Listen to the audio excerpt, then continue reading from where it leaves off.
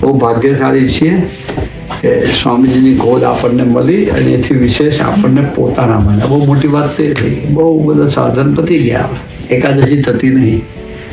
તો આપણાથી કોઈ સાધન થાય એવું નથી.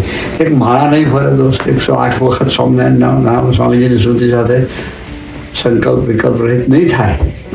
આ જ સાધન આપણું. દેહ કરતા ભક્તોને વધારવા બહુ થઈ ગયું. સાધનાની પૂર્ણ પરત બી આ કર્યું.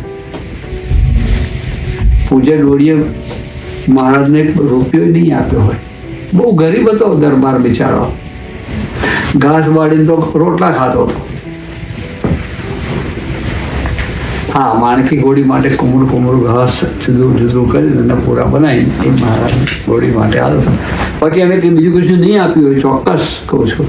છતાંય મહારાજના હૃદયમાં એ સ્થાન લઈ ગયો. જુઓ,